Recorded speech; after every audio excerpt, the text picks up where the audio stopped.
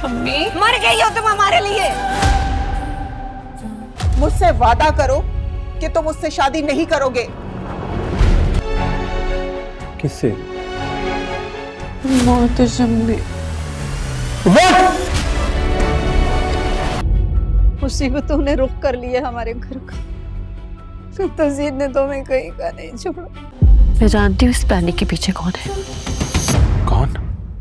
तुम आए बड़े लवर बॉय। मेरे घर पर तो जैसे क़यामत ही टूट पड़ी। लेकिन तुम्हारे पास ये 5 लाख रुपए कहाँ से आए तज़ीन? उधार लिए थे मैंने। तज़ीन ने कुछ किया हो या ना किया हो, लेकिन वो तुम्हारे काबिल नहीं है। यार मोहतशिम, मिस तज़ीन कल रात से हवालात में है। उन पे प्रिंसिपल साहब के 20 लाख रुपए चोरी करने का इल्जाम है।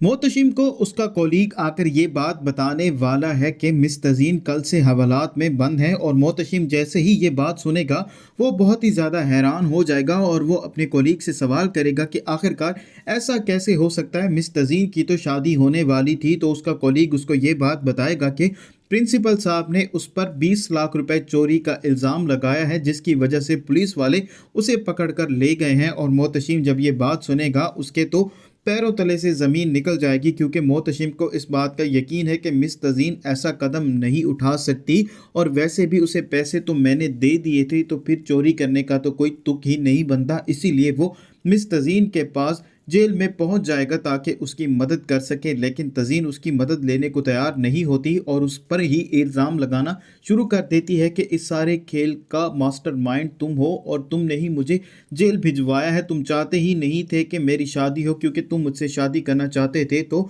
मोहतशिम उसे यही बात बोलेगा, आप बिल्कुल गलत सोच रही हैं, मैंने ऐसा कुछ भी नहीं किया। हालांकि मैंने तो आपकी मदद की है और अब भी मैं आपकी मदद करने ही आया हूं। और मोहतशिम तज़ीन की बेल तो करवा देगा, लेकिन तज़ीन उसकी बात सुनने को तैयार नहीं होती, और जैसे ही वो घर आ रही होती है तो उसका एक्सीडेंट भी हो जाएगा।